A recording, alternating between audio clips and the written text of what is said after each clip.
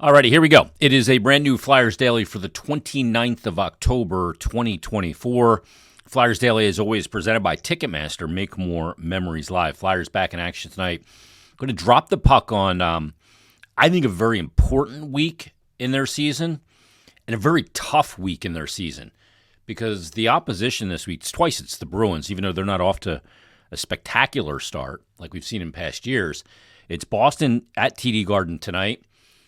St. Louis, the Blues at Wells Fargo Center coming up on Thursday on Halloween night. And then Saturday, it's Boston at Wells Fargo Center at 1 o'clock. So 2 games against Boston, 1 against St. Louis. And a week where the Flyers kind of got to start to pivot here. They have been, I think, their own worst enemy so far this season. Second periods have just really hurt their chances of winning. They've in the second periods to be minus, they've given up 19 goals and only scored 6 in second periods. I mean, that minus 13 in the second period, 9 games in, is alarming. And they've dug the hole way too deep on too many occasions in second period. So that's something they've got to avoid beginning tonight if they want to start to turn things around. They come into the game through 9 games, a record of 2-6-1, sitting in the bottom spot of the Metropolitan Division. They're minus 13 in goal differential. The Boston Bruins come in 9 games played as well, a record of 4-4-1. They're minus 5 in goal differential, and they're sitting in the 7th spot of the Atlantic Division. So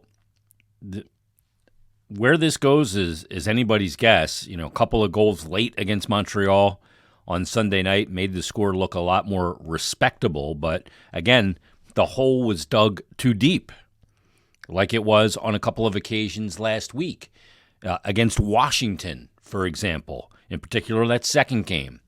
So they've got to straighten this out, and it's got to begin tonight. Boston, it's the usual suspects. We know who's there. David Pastrnak is a guy that you can't put Boston on the power play. Where's their power play rank? Let me look. Boston's power play with Pastrnak, you'd think it'd be right up at the top of the league, but they're off to a little bit of a shaky start. They're only at 15.8%. That's 22nd in the NHL. The Flyers are 10th in the NHL on the power play at 23.5%. What world do we live in? This is upside down. But Pastrnak, let's not tempt fate. Let's not put yourself in a position to have them start to get healthy on the power play. He's off to a great start. He's got 6 goals and 8 points through his first 9 games. 3 of them are on the power play. So I imagine he's probably got all but 2 of their power play goals. Yeah, they have 5 power play goals. He's got 3 of them. So Brad Marchand is off to a solid start with a goal and 5 assists. 3 of his points, all assists on the power play.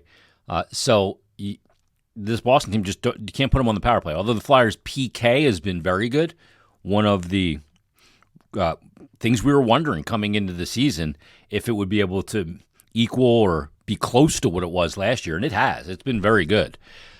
Even though they gave up a power play goal against Montreal, I didn't look at that as a penalty-keeping power play goal allowed. That was just a bad goal by Alexei Kolosov. It's one where he's got to seal that post against Cole Caulfield. So I don't put that one on the PK. That's on the goaltender, although I thought he performed really well in the game. I imagine Sam Ersson will get the start tonight, maybe Kolosov with the way he played, and certainly the effusive praise I thought John Tortorella gave him immediately after the game maybe is some kind of indication that we'll see him again this week. Maybe we see him Thursday when the Flyers take on the St. Louis Blues at Wells Fargo, or Saturday when they take on the Bruins. We'll see what happens in the next couple of days. But one of the big questions going into the season was obviously goaltending, and team goaltending for the Flyers just hasn't been good enough overall. Now, there's been some breakdowns in there for sure, and the team structure has not been great, but the goaltending hasn't been great along with it. So let's not pretend that it has. I mean, the team save percentage right now, when you look at 9 games into the year, is only .853. That's not even close to good enough. It's not even relatively close to good enough. That's got to be about the team save percentage, 905, 907. If you want to be a really good team, .853 is not going to cut it. So they've got to get better in goal. They've got to stop taking as many penalties as they're taking, and they got to get better 5-on-5. So it's the Flyers and the Bruins tonight at TD Garden. But let's get to this, because in this episode, we're close to 10 games in. We're almost about an eighth into the schedule. We're not going to do this every eighth of the schedule, but I thought this was a good opportunity to look back at the top 10 question marks from before the season started. I wrote this email to myself on August 11th, 2024 at 6:03 p.m. It was the Flyers' top 10 question marks heading into the 24-25 season. And there's logic behind all of them. So let's just go through the 10. The number one question mark I had, and we just talked about it, was the goaltending tandem. We're already 3 goaltenders deep into that now, with Kolosov getting the start the other night. But Sam Ersson obviously has gotten the most games for the Flyers to this point. He had a really good preseason. I thought he got off to a good start to the season. But now he's played in 6 games. He has a record of 2-2-1, a .356 goals against average, and an .872 save percentage. That's best on the team by far, and obviously a larger sample size. Fedotov, a .535 goals against average and an .821 save percentage. And Kolosov, that's in 3 games, by the way, for Fedotov. He's 0-3 on the year, and Kolosov has the 1 game of .413 and an .833 save percentage. So the goaltending tandem, biggest question mark coming into the season, nothing has changed. That is still the biggest question mark with this team. Now, it does go kind of hand in hand with the way they play 5-on-5. They got to be better there. The structure's got to be better. They got to take less penalties. But overall, the goaltending is the biggest question mark going into the season. And as we sit going into Game 10 tonight, it's still the biggest question mark of the season. So we'll see where this goes. And there's been another element added to the question. How are they going to – is Fedotov going to get back in there soon or for the next non-Sam Ersson game, or is it going to be Kolosov? And how does that play out? So there's now another dynamic to the goaltending question mark. There's 3 cooks in the kitchen, and you only got 2 stoves. So we'll see where that goes. Top question mark number 2 was the effect of Matvei Michkov heading into the season. It was a big question mark because we just didn't. 19-year-old kid, he's coming over to know the language, he's learning, and how's he going to perform under John Tortorella? Are the people going to take liberties with him? And we've seen a little bit of that. But what's the effect of Matvei Michkov going to be? Well, I mean, it's amazing because he's been obviously very good. He is second on the team in points. He's got 9 points in 9 games. You're talking about a point per game here. He's got 4 goals, 5 assists. He has revitalized the power play, yet the team's record is what it is, which is almost astounding. But it was a question. What kind of start would he get off to? Well, how about a point per game? 4 goals, 5 assists. 3 power play goals. 3 power play assists. He's got 6 points on the man advantage. He's been everything and more. So that the answer to that question going into the season is a resounding positive, in my opinion. So Michkov, and question number 2, we like the answer there. We don't have the answer for number 1 yet. It's still a huge question. All right, number 3. Was Morgan Frost and the Flyers at the crossroads? I said in the preseason that they've got to no more of this scratching Morgan Frost. Got to find out where you're going here. Figure out if you're gonna commit to each other. Well, Morgan's been off to an erratic start. He was on Saturday, I think, benched for the final 15 minutes of that game. Started on the 4th line in the game on Sunday against Montreal, and it's just been up and down. He misses that wide open net on Saturday on that 2-on-0 with Garnet Hathaway, if I recall. But in 9 games played, he's got 4 assists. He's at -12 on the year, and he's averaging 16.34 in ice time. That hasn't been answered great.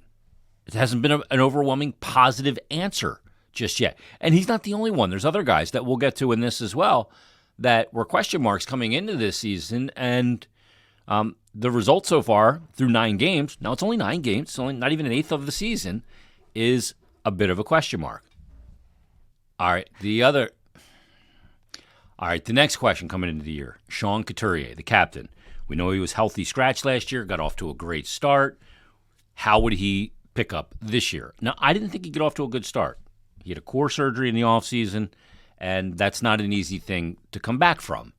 But to start the year, I mean, it's been a little up and down. He did play fourth line wing in the NHL, which was shocking in his 800th game. I thought he actually played pretty well there. And then since then, I think he's played really well. He does have 5 of his 6 points in one game against Minnesota. I think it's still a work in progress.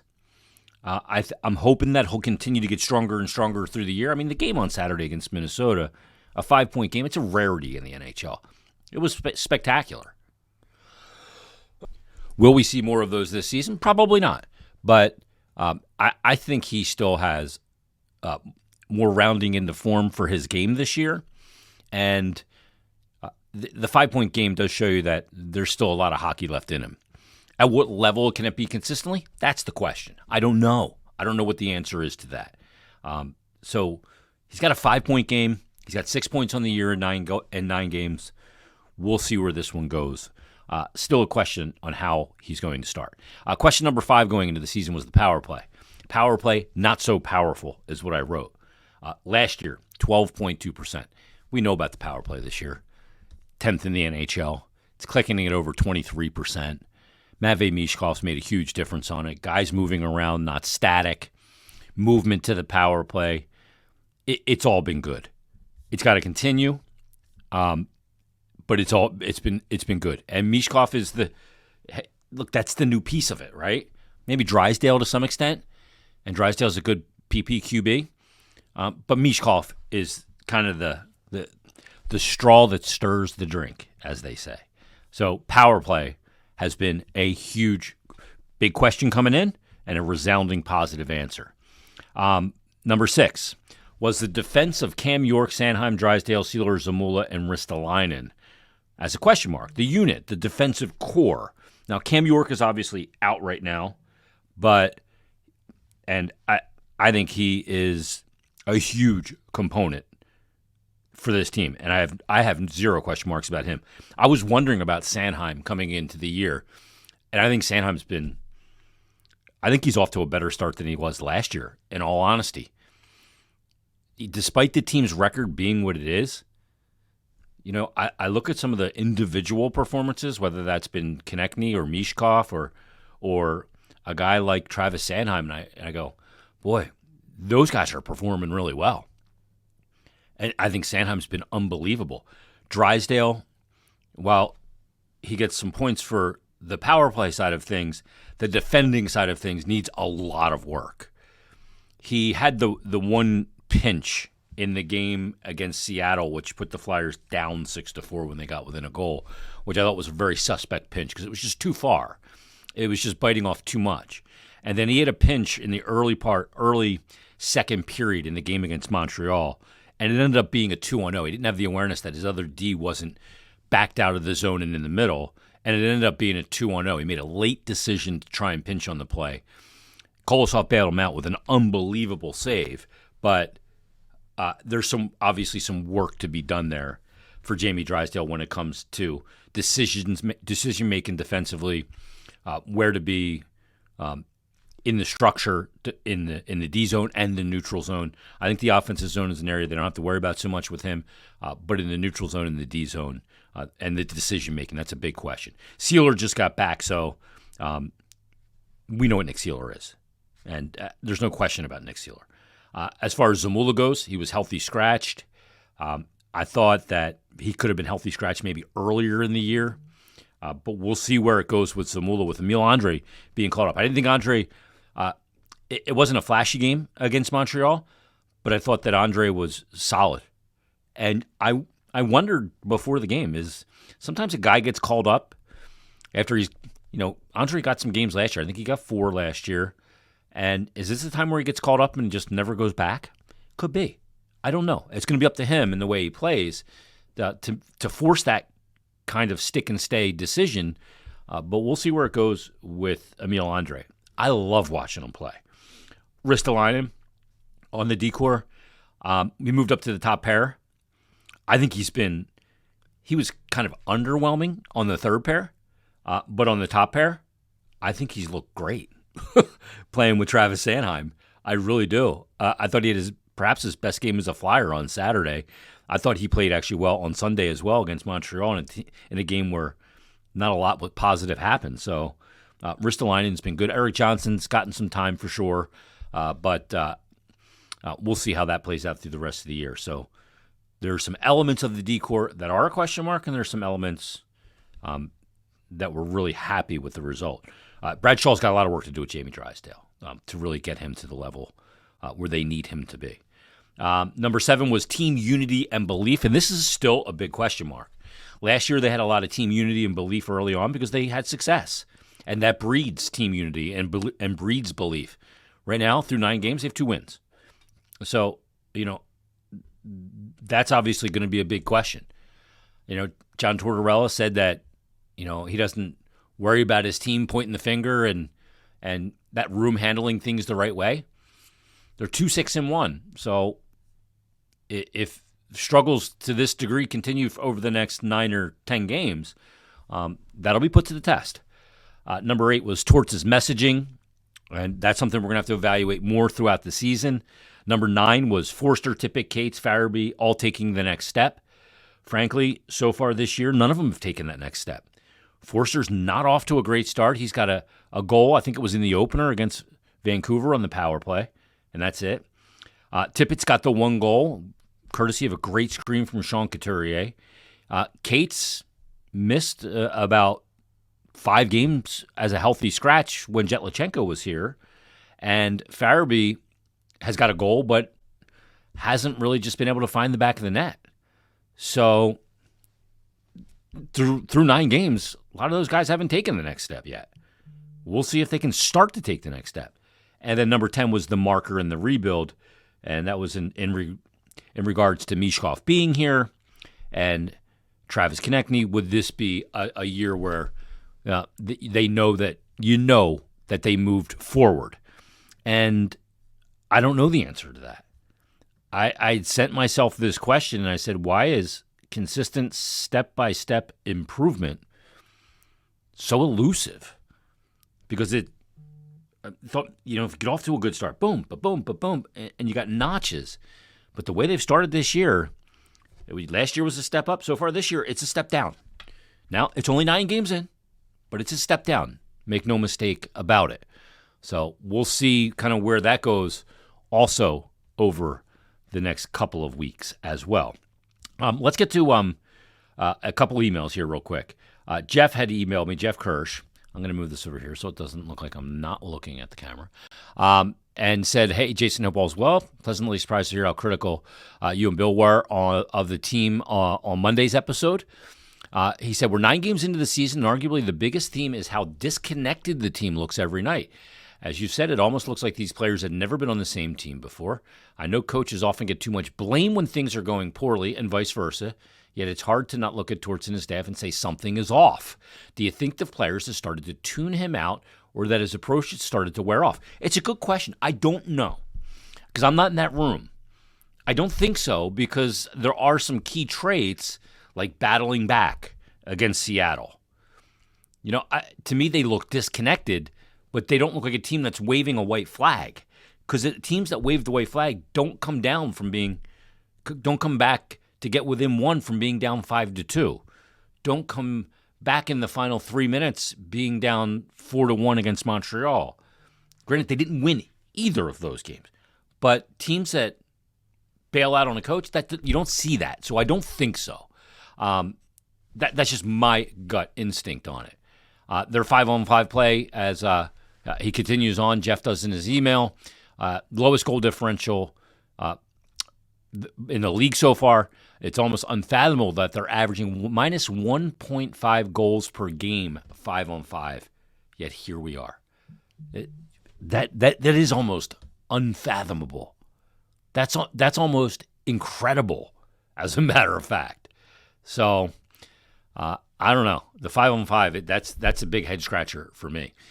Daniel Ricciardi tweets in or messages in and says, hey, Jason, big fan. Happy to listen every morning on my commute to work. Thank you, Daniel.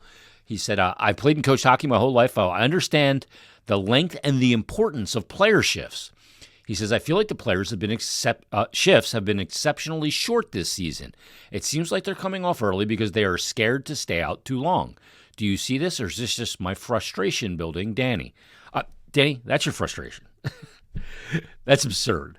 No player that is playing at that level is cutting their shift short because they're scared.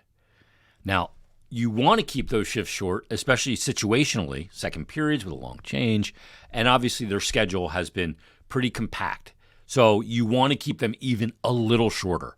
Like this weekend was yet another back-to-back, like Vancouver and Calgary was, and like the back-to-backs that they dealt with Washington in Philly on Tuesday, in D.C. on Wednesday. Shifts may have been a little bit shorter than normal. I don't think you're seeing that and it's not real. I think that part is real, but I think it's because they've already had 3 back-to-backs. It's not because they're scared. I can assure you of that. All right, it's the Flyers and the Bruins night. By the way, they don't have a back-to-back again until the 29th and 30th of November, when they have the Rangers on Black Friday and then Saturday in St. Louis against the Blues. So that's good news. No more back-to-backs for a while. Can develop a little bit of a rhythm here in the season. That starts tonight at TD Garden. They need to get 2 points. Need to find a way to start getting some points in the win column. Can they do that? Well, we'll find out tonight, and we'll break it down tomorrow. So join us then on a brand new Flyers Daily.